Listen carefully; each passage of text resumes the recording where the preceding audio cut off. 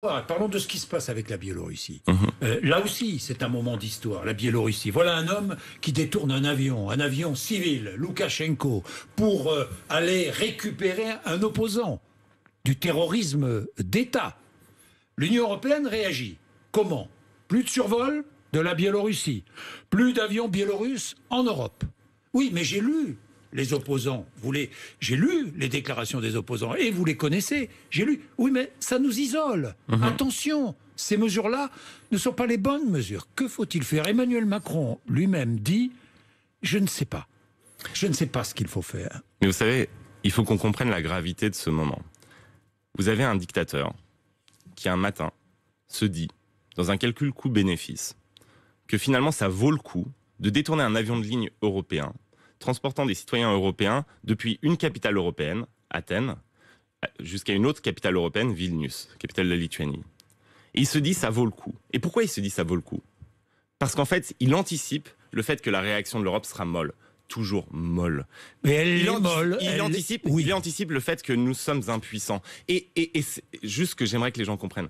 Si on continue à être faible en Europe, si on continue à être impuissant, ce qu'on aura, c'est pas une paix lâche, c'est le chaos permanent, c'est le détournement de nos avions. Vous pensez qu'il aurait fait ça aux États-Unis, par exemple?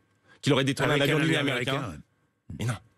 Là, il l'a fait parce que c'est européen et parce que ces tyrans qui nous entourent, que ce soit à Moscou, que ce soit à Minsk, eh bien, pensent que nous sommes faibles. Donc il est temps d'être puissant et c'est pas simplement une question de droits humains ou de respect de l'état de droit, c'est une question de sécurité pour nos pays, nos ressortissants. Il faut projeter de la puissance. Donc déjà, la première chose à dire, c'est que pour une fois, parce qu'on a l'habitude quand même de la lenteur et de la mollesse européenne, pour une fois, il y a eu une réaction rapide. Voilà. Et unanime. Ce qui est extrêmement rare. Oui. Même Orban n'a pas bloqué le truc. Donc là, pour une fois, il y a une réaction rapide. Est-ce que cette réaction, elle est juste et suffisante? Honnêtement, elle est insuffisante. On le sait tous. Oui, mais que faire? Comment aller plus loin? Il faut frapper, et c'est toujours la même histoire. Mais frapper, c'est le régime au portefeuille, pas faire la guerre. Personne ne veut faire la guerre là. Oui.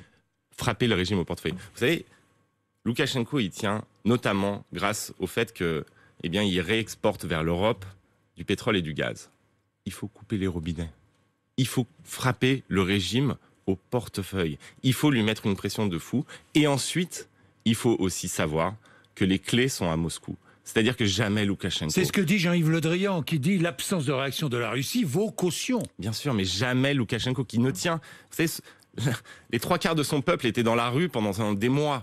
Donc il ne tient son pouvoir que parce qu'il est soutenu, porté à bout de bras par la Russie et par Vladimir Poutine. Donc jamais il ne fait ce qu'il a fait sans une forme d'accord et d'aval de la Russie de Vladimir Poutine. Et donc il va falloir être beaucoup plus ferme avec Moscou. Il faut montrer, en fait, vous savez, c'est simple. Pendant 30 ans, l'Union européenne a vécu dans le mythe de la fin de l'histoire, dans l'idée qu'on n'avait plus d'ennemis, que la seule chose qui comptait sur Terre, finalement, c'était de faire du commerce les uns avec les autres, que ça allait aplanir l'univers, aplanir la Terre, et que finalement, on serait tous des experts comptables et des ministres des Finances qui allaient discuter entre eux de la meilleure manière de faire du commerce. Mais c'est pas comme ça le monde.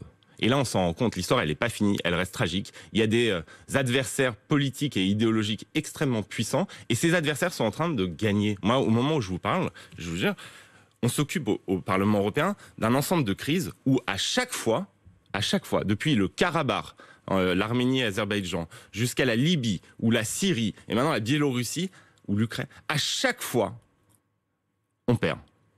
Et on est exclu du jeu. Donc à un moment, il faut qu'on se réveille. C'est formidable de pas avoir construit un ensemble européen qui soit porté sur la guerre et l'agression. Mais il faut être capable de nous défendre. Il faut être capable de protéger nos citoyennes et nos citoyens. On est un géant commercial. On est le plus grand marché du monde. Mais on est un nain politique et un nain en matière de sécurité. Il faut que ça cesse. Il faut changer cette mentalité-là.